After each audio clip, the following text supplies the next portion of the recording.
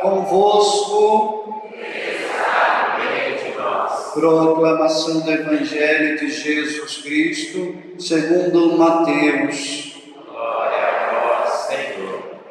Naquele tempo, Jesus foi para a região de Cesareia de Filipe. Ele perguntou aos seus discípulos: quem dizem os homens ser o Filho do Homem? Eles responderam: alguns dizem que é João Batista, outros que é Elias, outros ainda que é Jeremias ou algum dos profetas. Então Jesus lhes perguntou: e vós, quem dizeis que eu sou? Simão Pedro respondeu: tu és o Messias, o Filho do Deus vivo. Respondendo, Jesus lhe disse: feliz és tu, Simão, filho de Jonas, porque não foi um ser humano que te revelou isso, mas o meu Pai que está no céu. Por isso eu te digo que tu és Pedro, e sobre esta pedra construirei a minha igreja, e o poder do inferno nunca poderá vencê-la. Eu te darei as chaves do reino dos céus. Tudo que tu ligares na terra será ligado nos céus. Tudo que tu desligares na terra será desligado nos céus. Palavra da salvação. Glória a vós, Senhor. Aleluia, aleluia, tu és Pedro, aleluia, aleluia, aleluia, tu és Pedro, aleluia. Pode sentar-se. Louvado seja nosso Senhor Jesus Cristo. Queridos, hoje celebramos a memória do martírio dos apóstolos Pedro e Paulo. Martírio significa o quê? Martírio significa o ato de coragem de entregar a própria vida, mas não negar a fé. Isso é um martírio. Sob uma ameaça, a pessoa não negar a fé. Sob a imposição de uma morte, e como opção, você nega a sua fé, mas permanece vivo. Ou você morre se continuar afirmando estas coisas que você afirma. Quem escolhe isso? Morrer, mas não negar a sua fé. E de fato, se essa pessoa vem a ser morta, então é um mártir da igreja. E então nós celebramos o martírio hoje destes dois homens gigantes, que são considerados pela igreja como colunas da fé, por causa da herança, do conteúdo de fé que eles deixam para a igreja e que permanece até hoje, depois de 20 séculos. Pois bem, o amor neles foi mais forte do que a morte. Paulo, combatente, conservou a fé. Vamos repetir? Paulo. E por outro lado, Pedro, com uma fé tão sólida, constrói a igreja. E nós usamos a expressão pétrea, porque a palavra Pedro, pétrea, tem a ver com a palavra pedra. Então Pedro, com fé pétrea, constrói a igreja. Todos. Pedro, com fé. Então nós temos aqui duas pessoas, colunas de sustentação. A partir delas, então, se constrói a igreja. E é assim, a igreja se constrói. Mas não estou falando da igreja edifício, igreja prédio. A igreja que se constrói, efetivamente, é a igreja comunidade, é a igreja povo, é a igreja pessoas que pertencem à mesma fé, à mesma adesão. Esta igreja se constrói, e eu digo, é uma obra que não termina enquanto houver tempo e história. esta obra vai perdurar. Então, a fé destes dois homens constrói a igreja. E nós poderíamos nos perguntar, mas então, como se constrói a igreja? Se constrói a igreja com uma fé, como a fé de Pedro. Então, olhemos agora um pouco para a figura do apóstolo Pedro. Ele, com uma fé sólida, ele ajudou a construir a igreja. Mas note bem, nós temos aqui a primeira leitura de hoje, que narra o apóstolo Pedro na cadeia, e como o anjo do Senhor foi até a prisão onde estava Pedro e despertou Pedro de seu sono, de seu torpor. Aqui nós temos uma imagem muito bonita que nos ajuda. Nós também precisamos despertar. Vamos repetir? Despertar, queridos, da nossa indiferença religiosa. Despertar da aridez espiritual, da aridez interior. A melhor definição para entendermos o que é aridez é a imagem do deserto. O deserto é árido, é o seco, é aquilo sem vida. Às vezes nós passamos por um tempo de aridez espiritual, nem negamos a fé, nós de alguma maneira queremos continuar tendo fé, então nós não negamos a fé, mas também nós não temos uma fé ardente.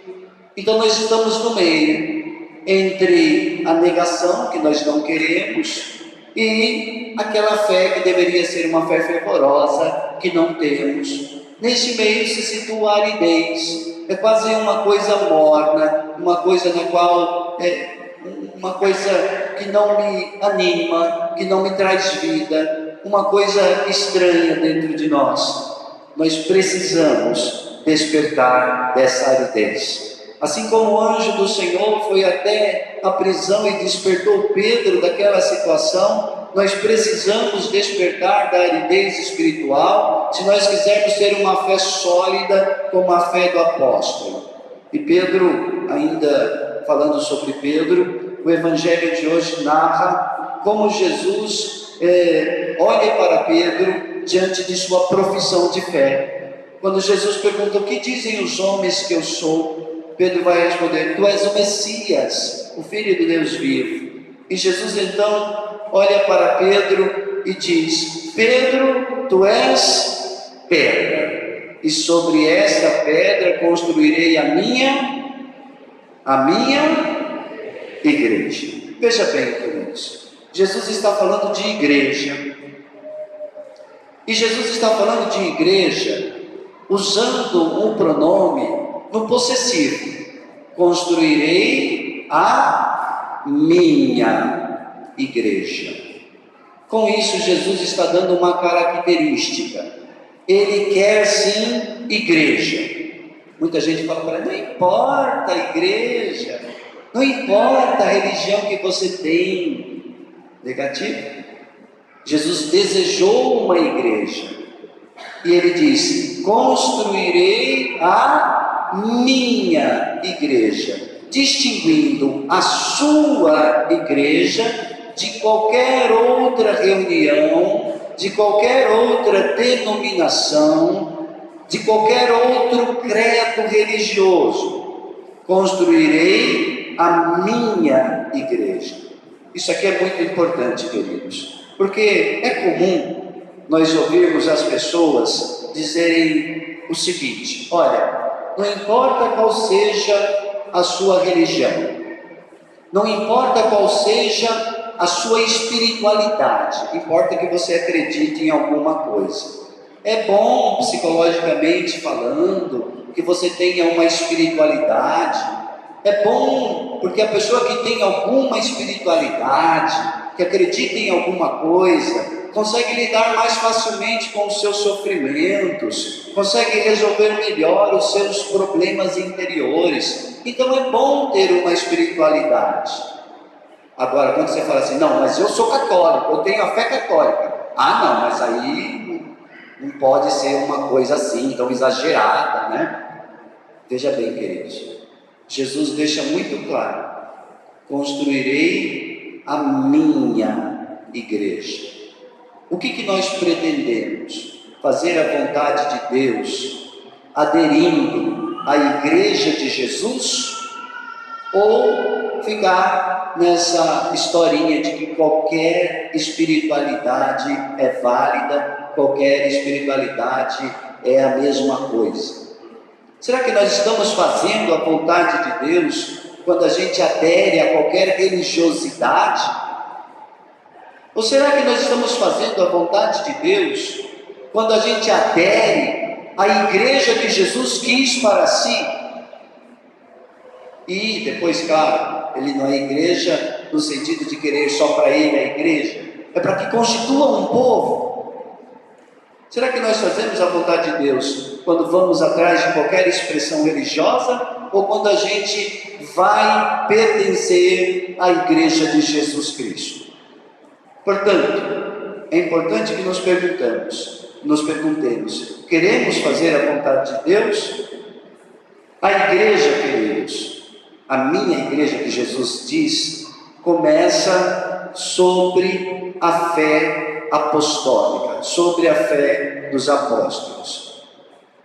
Eu te digo que tu és Pedro, e sobre esta pedra construirei a minha igreja. Pedro é pedra, e sobre a pedra construirei a minha igreja. Significa que a igreja de Jesus se constrói sobre Pedro, ou seja, sobre a fé apostólica, sobre a fé dos apóstolos. Em outras palavras, a fé dos apóstolos é o alicerce da verdadeira experiência de igreja. Sem a fé apostólica, não é igreja verdadeira, não é igreja de Jesus Cristo. E aqui nós temos uma consequência muito importante. A fé legítima, que corresponde à igreja de Jesus Cristo, não é opinião. Fé não é opinião. Vamos repetir? Isso implica no seguinte: nós precisamos necessariamente renunciar o achismo. Como assim, padre? É comum também as pessoas fazerem o seguinte: olha, o Papa falou tal coisa lá em Roma, no Vaticano, mas eu acho que tem que ser assim, assim, assado. O padre está falando uma coisa ali do documento da igreja, mas eu discordo, eu penso diferente. Porque não é pecado pensar diferente. Então eu penso diferente. E eu acho que é assim, assim, assim, assado. E não é bem assim, do jeito que o padre está falando, do jeito que o bispo está falando, do jeito que o Papa falou. Porque eu tenho minha opinião. Você pode ter sua opinião do jeito que você quiser, meu irmão. Mas saiba que a sua opinião é só sua opinião. Não é a fé da igreja. É um outro caminho que você escolheu. Não é a fé de Jesus Cristo. E eu digo, não é a fé que conduz à salvação. É só tua opinião. É só o teu achismo. E saiba que o seu achismo não é garantia de salvação. A fé da igreja é. A fé em Jesus Cristo, a fé apostólica, a fé da igreja é garantia de salvação. Então você pode escolher o seu caminho. Só não pode substituir uma coisa pela outra, oferecer aos outros o seu achismo, dizendo que são palavras que conduzem à vida. Você está fundando uma igreja, a igreja do achismo. Quando você diz, eu acho assim, eu penso assim, diferente do que a igreja pensa. Parabéns, você acabou de fundar uma igreja do achismo. E a essa igreja que você vai dedicar a sua vida.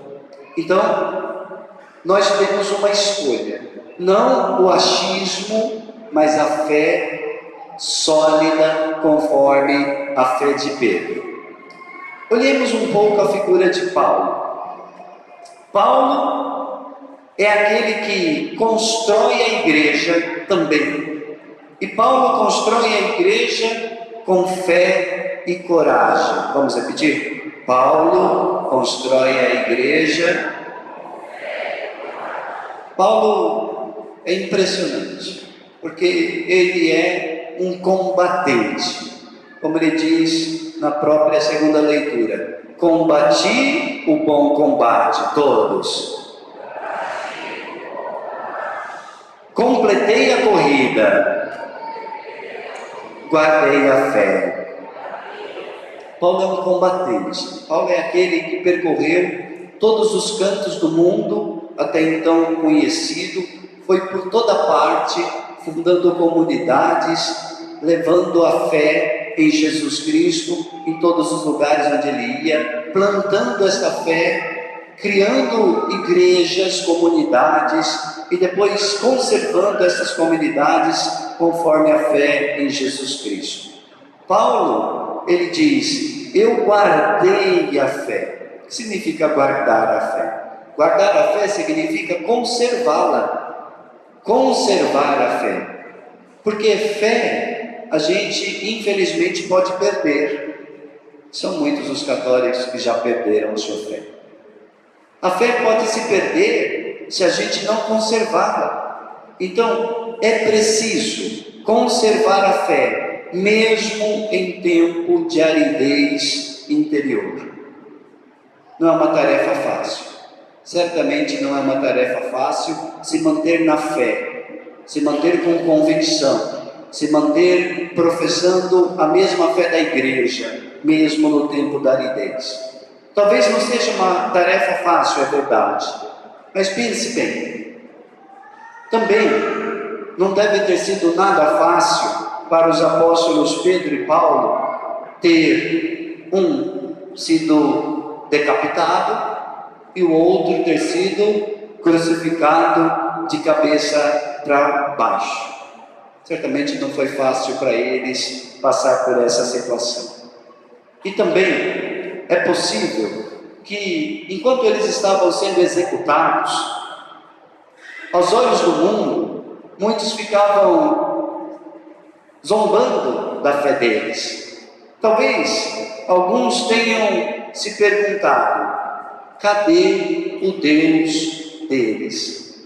Cadê este tal Jesus Cristo que eles passaram a vida inteira pregando e professando? Onde está esse Deus? Ficou só olhando eles serem executados? Não vai fazer nada o Deus deles? Deus ficou só olhando? Ou será que Deus nunca deixa a sua obra incompleta? Deus trabalha sempre, mesmo que aos olhos do mundo se pareça uma derrota, um fracasso. A questão é que também nós temos essa impressão. Diante dos sofrimentos que nós passamos, nós muitas vezes questionamos: cadê Deus? Diante do meu sofrimento, será que Deus não vai fazer nada diante do meu sofrimento? Será que Deus vai ficar só olhando eu passar por essa situação? Será que Deus não faz nada realmente? Na verdade, queridos, Deus sempre está agindo. E no caso dos apóstolos, Deus fez uma obra tão grande naqueles homens, que Deus os libertou interiormente de uma maneira que para eles só importava estar unido ao Senhor Jesus. Eles eram homens livres. O amor neles foi mais forte do que a morte. Vamos repetir? Era esta obra que estava no coração deles. E eles morreram por amor, porque para eles o que importava era permanecer no amor. E o sangue deles é sinal desse amor. Paulo, na segunda leitura de hoje, diante de sua eminente condenação, ele diz: o Senhor me libertou de todo temor. Paulo e Pedro eram homens libertados interiormente. O que importava para eles era se acharem unidos ao Senhor Jesus. Todo o resto era lixo. Paulo já tinha dito isso antes. O que importa para mim é Cristo. Todo o resto é esterco. Nada me separará do amor de Cristo Jesus. Deveria ser assim também na nossa vida, no nosso sofrimento. A única coisa que importasse para nós deveria ser permanecer unido a Jesus Cristo. Não importa o tipo de sofrimento, não importa o tipo de situação, o que importa é permanecer unidos ao Senhor Jesus. Por causa desta fé e da coragem deles, o sangue deles foi derramado. E o sangue deles se tornou fecundo, justamente porque eles deram testemunho. Eles não eram suicidas, eles testemunhavam amor com coragem. O solo da igreja foi regado pelo sangue de muitos mártires. Depois de São Pedro e São Paulo, muitos derramaram o seu sangue sem negar a sua fé por amor a Jesus Cristo. E o solo da igreja foi sendo regado com o sangue dos mártires. E é por isso que a igreja cresceu tanto e se mantém sólida durante tantos séculos. Nenhuma obra humana poderia ser tão sólida durante mais de 2000 anos. Queridos, que o testemunho dos apóstolos suscite em nós uma nova fé. Que a nossa fé, a nossa coragem e o nosso amor nos faça sair da aridez interior, da indiferença religiosa. É assim que se vence essas duas coisas. Com fé, com coragem, com amor. É assim que se constrói a igreja do Senhor Jesus. Peçamos ao Espírito Santo que nos dê então a coragem dos mártires, a fé dos mártires, que nos faça permanecer unidos ao amor. Louvado seja nosso Senhor Jesus Cristo. Creio em Deus Pai Todo-Poderoso, Criador do céu e da terra, e em Jesus Cristo, seu Filho, nosso